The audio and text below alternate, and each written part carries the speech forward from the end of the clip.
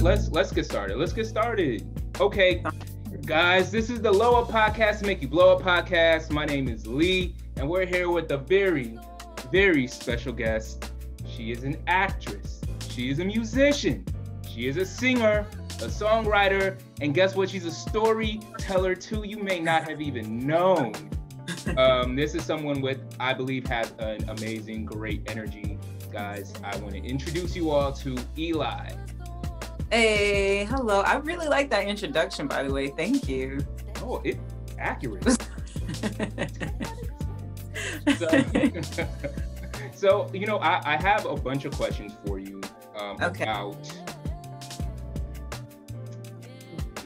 a lot of things, because there's something I forgot to mention in the actual introduction. I was about to say you make great bops. I'm over here just vibing. I want to know what your favorite of like the music that you do on your list, on your catalog. What's the thing that pops out when you go like, yeah, I want to hear my music today? What are you listening to?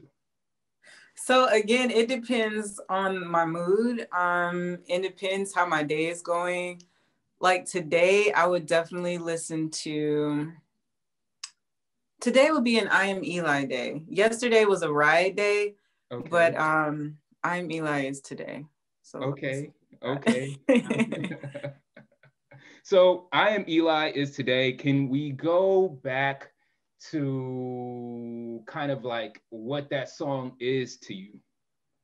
I Am Eli is my my reintroduction to everyone as an artist and who I am as an artist and the things I like sitting by the ocean with no shoes. I like talking to people, like meeting new people and just being in the moment with myself and others. So that's what I Am Eli is to me. That's awesome. It's beautiful. And you know what? Because you do have a particular kind of energy, and like how you're saying, it's very ocean-like, very wavy. Yeah. You know what I mean? It's very wavy. I'm curious to know, like, what your inspirations, who are your musical inspirations? Oh man, Sade is a huge inspiration, but I also grew up on like 1920s, 30s, 40s type music. So a lot of my inspiration draws from Nat King Cole, from Natalie Cole, his daughter. Like there's like a whole list of people that I'm inspired by. But Sade is the top one. And if I have to go with today's artist, let's go with her. Ooh, let's go with her. Yeah, she's been getting me in the mood lately. Yeah. Okay, I've been with that. And you guys are both guitarists too, so. Yes, Yeah. So I'll be coming soon. Hey, yo, talk about it. Yo, put that in the air. Right. Okay, so these are your inspirations. Do you have like, if I wanted to jump into some 19s, 20s music, am I going for the Nat King Cole? Am I going for some Natalie Cole, or am I like, I was about to say Aretha?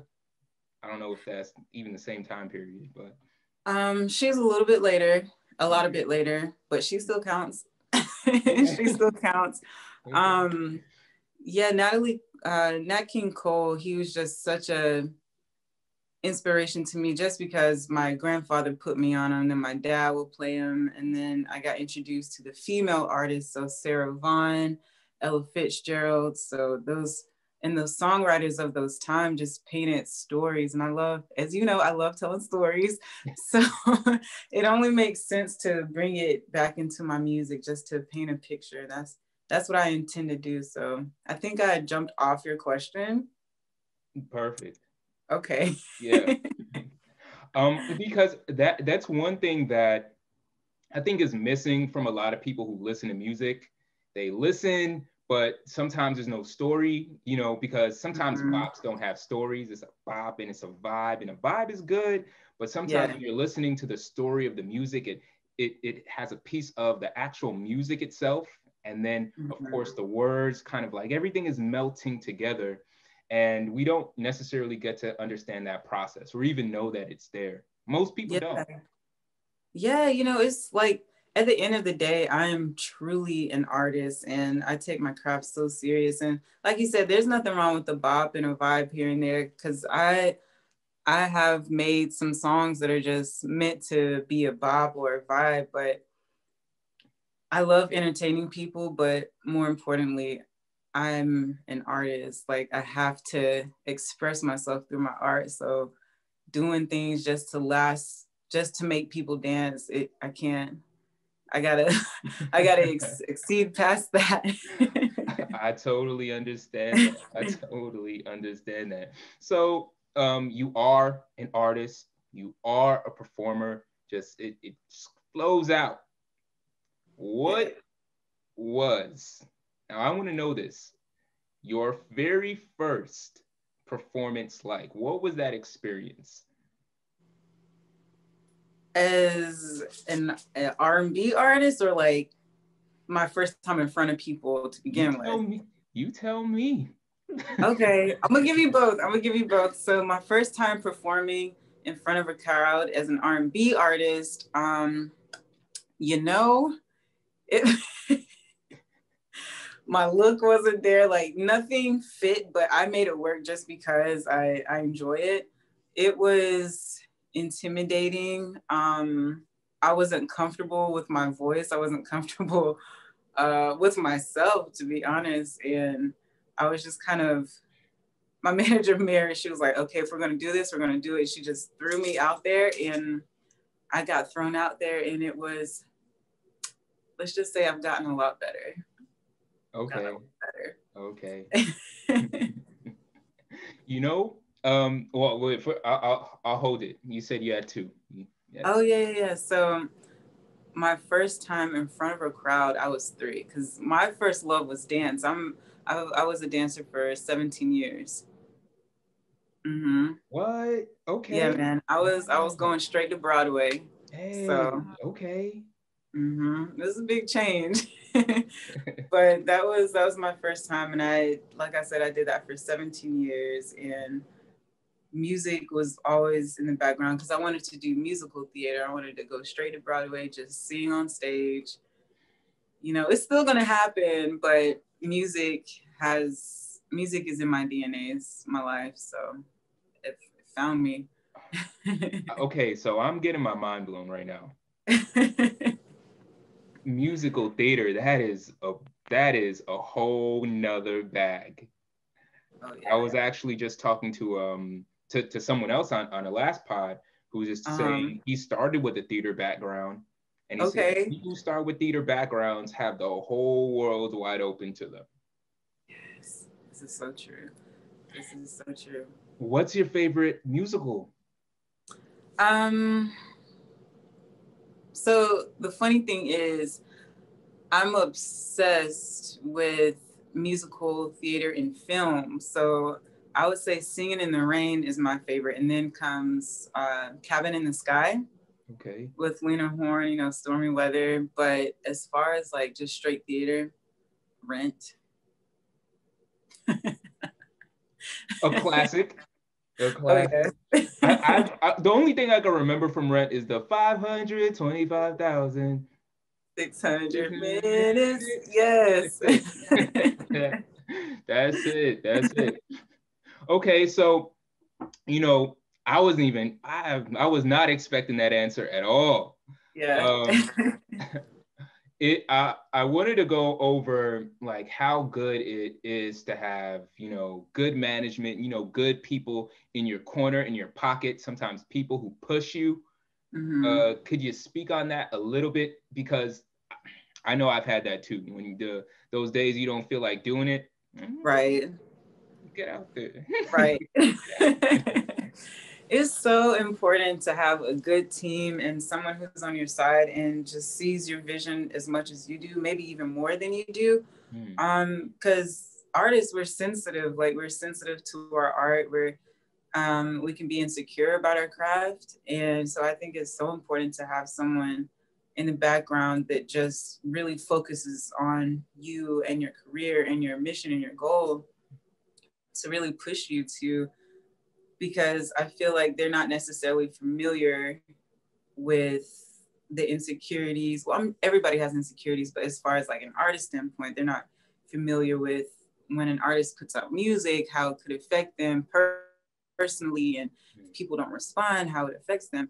So it's probably just as important as really having that talent, to have someone who believes in you, to really push you when you don't feel like going out, when you don't feel like creating, when you just don't, when you hit writer's block. Like, all the things that happen as an artist, it's so important to have people behind you to really push you and believe in you, and just, you know, give you that pep talk you need every once in a while, that I know I need about every day.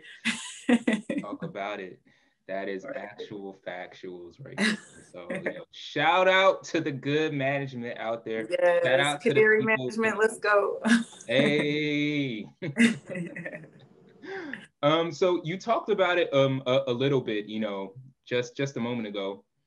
You were saying that you could have writer's block, sometimes. I want to know, because I consume your content. I watch your stuff. I watch stories. Thank you. Well, of course, it's fun. You know what I mean? It's easy. You put out so much content. What is your process of doing so? My manager, she makes sure that I stay on track with like the insights and keeping people engaged and making sure that I'm always in people's faces. And then just me as a person, I'm goofy and I'm weird, and it kind of falls right in line with her mission, like keeping me on track. And then I'm just a weird person. Yeah. So, it's, like I said, it's that good team, and then the artists coming together. Yeah. Some of the stuff that you posted, specifically one of the things, like really made me laugh like a lot. And okay. I think like I did something similar, like right after. I was like, you're onto something. You're on something. I'm not even gonna tell you what it is. I'll probably tell you after. So this year, 2021, it's literally popped open, brand new. Mm-hmm. What do we got on the list? What you looking forward to? Oh man, I got so much. I have some movie, TV show things happening. I have some music deals happening. Like God just opened every door for me this year. And I'm so excited to finally be at that point where I can step through, because I've been waiting to walk through these doors since I was like 5. But I've been putting in so much work and so much time and money into myself and my artistry. And it's, the doors are finally cracked open. I'm just ready to bust them open. You feel me? Hey, yo. Okay, yo, point come through. Yes, for real. Hey, so okay, so we got all most of the questions that I had just like right off the top of my head that I wanted to know. It's good things happening for you, of course, and more abundance. Yes, abundance, prosperity. There are some questions that I have, very personal stuff. Question number 1. Are you ready for this? Let me first. Are you ready for these questions? I'm ready. Let's go. Let's go. All right, perfect.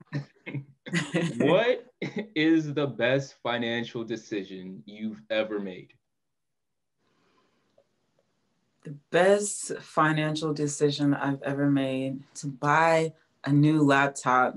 Let me tell you something real quick. So I had a Mac that my grandma got me a few years ago for some birthday. I can't remember how old I was, but it got to the point where the computer didn't work anymore.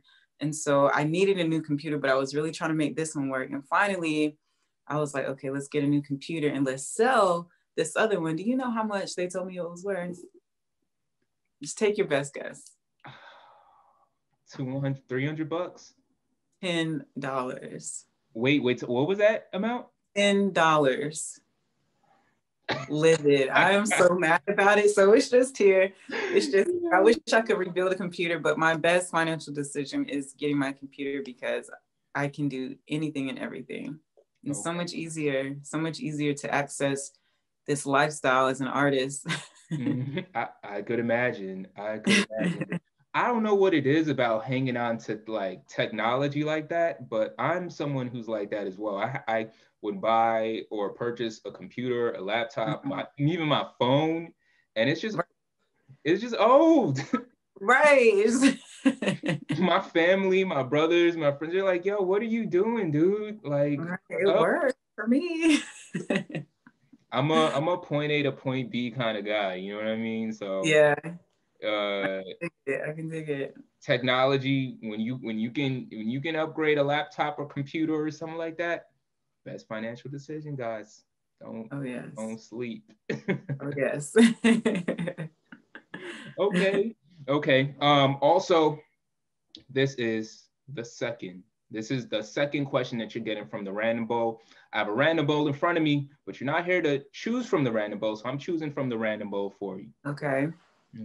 So what is the best kind of either film, media, music that you're listening to right now, or something that you're excited about that you want to share with everybody? Cobra Kai, Bridgerton, whatever. Yo, I just started Cobra Kai yesterday. Did you now? I just started it. It was amazing. I'm on the first episode. I only got to the first episode. It was a good time. It was really cool. Like, I like the flashbacks that they gave, and I like the story that they were telling with the dude. I can't remember his name right now, but I like how he had that push of inspiration from a film he was watching when he was drunk, and he made it happen. And I think that was such a beautiful way to bring in a show and bring in a story and bring in a character. I watched Queen's Gambit. Incredible. Okay. Incredible. Let's see, music. I'm all over the place with music. Like, I'll go from jazz to classical to trap. Like, it's bananas. But I would say everybody listen to Ride. Ride. Okay, that's it. By ELI. Okay. Yeah. Guys, if you want to know what you need to listen to, there we go. There we go. So that pretty much, wraps it up. I think this was a really good time, a little insight into, what's going on. I think a great way to end this is, what is anything that you want to know? Anything you want to tell the people about ELI today? ELI today, guys, just stay on top of me. Just watch the moves I'm making, because they're going to be pretty cool. And I'm super excited to bring more and more people into my life, into my journey, because it is interesting. And I just want to bring people in with me. Like, I don't want to do this by myself. I love people, and I love making people smile and making people happy. And that's my goal. So bringing more people in for me is just to bring joy to people, because I make music for people. I do my paintings for people. Like, I just share myself. And so, guys, stream Ride. Be on the lookout for a new series called Intentions. I'm the lead actress. And like I said, I'm sitting on some things this year. Okay. All right. So, ELI, this is a great time. Where can the people find you? On all social media platforms at ELIEYEAM. I have streaming music 4 days. I have over 15 songs on my catalog, including an EP. I'm there. I'm here. I'm there. I'm everywhere. All right. A giant building like Rihanna. Hey, talk about it. Yo, you're just full of surprise. I didn't know you painted. Yeah, so I have my own personal collection. I do commission paintings as well. And this is part of one, you can see, but I did a whole Black Lives Matter series. Oh, wow. Man. When I tell you I love art in every form, I do. That's Love it so awesome. much. Like, gotta add more stuff to the list if I introduce you again. Okay, so I got some stuff for you too, Lee, before you sign off. hey, If you're hit us with it, Mary. What's going on? All right, so we got a few things. Eli mentioned this television series that she's a part of called Intention, so that's great. That's coming up for sure. She's been nominated for Best Singer for the Stage Radio. She won last year. Manager. Hey. She won last year, but hey, they nominated us again, so we are definitely wanting and needing those votes. The link is in her bio. Y'all, whomever's listening to this podcast right now, as she said, you can find her on all platforms at ELIEYEAM. Okay. Her current single is Ride. Obviously, she mentioned that we're gonna come with a visual, I think, this year for it. So be on the lookout for that. Because we're excited. We're building for that to happen. And Eli, why don't you tell the listeners, the inspiration for Ride, like get them a little clued into, what those lyrics are about, what that song is about. Of course. Yeah, so like I said, this is why I have a manager. She's like my second brain.